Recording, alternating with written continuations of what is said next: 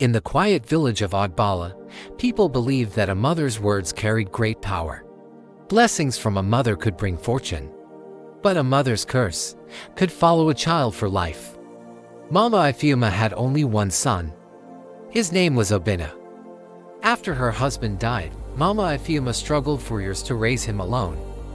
She farmed under the hot sun and sold cassava in the market. She denied herself many comforts so that Obinna could go to school. Whenever people praised his intelligence, Mama Ifeoma would smile proudly. "My son will become a great man one day," she always said. But as Obinna grew older, something inside him began to change.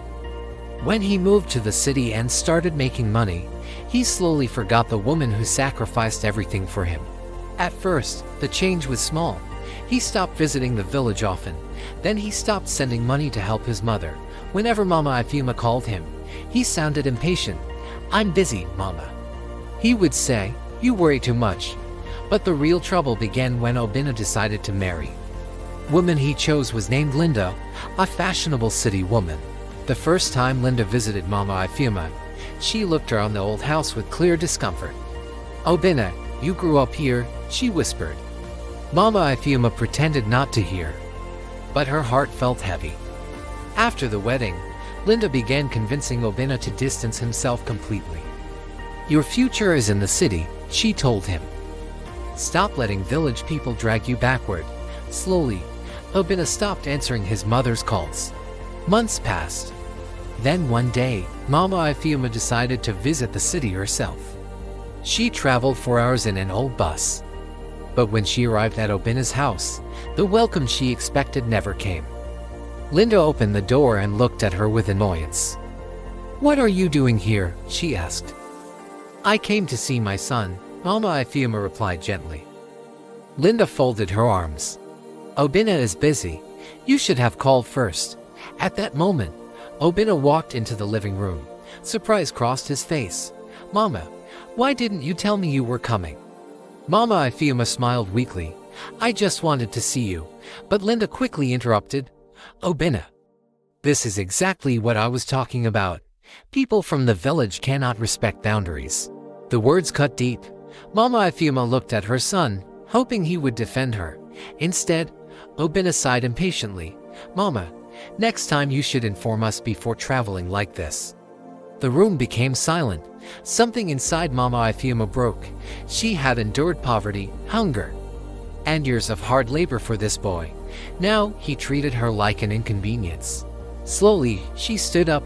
"Don't worry," she said quietly. "I will leave." But before walking out, she turned to her son one last time.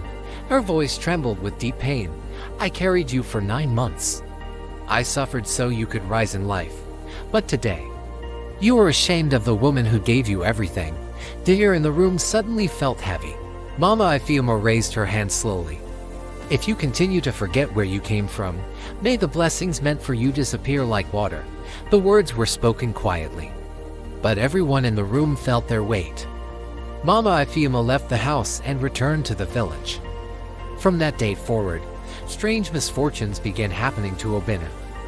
His business started failing. Money he invested vanished. Friends he trusted betrayed him. Within 2 years, the wealth he once enjoyed disappeared completely. One night, sitting alone in a dark room, Obinna finally remembered his mother's last words. Fear filled his heart. The next morning, he rushed back to the village. When he reached the old house, he found Mama Ifeoma sitting outside. Obinna fell to his knees. "Mama, forgive me," he cried. The old woman looked at him silently for a long time. Then she spoke gently. "A mother's heart forgives easily, but a mother's pain is not easily forgotten." Obinna lowered his head.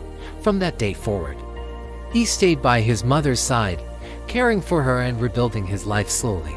A child who forgets the sacrifices of their mother may one day discover that success without gratitude cannot last.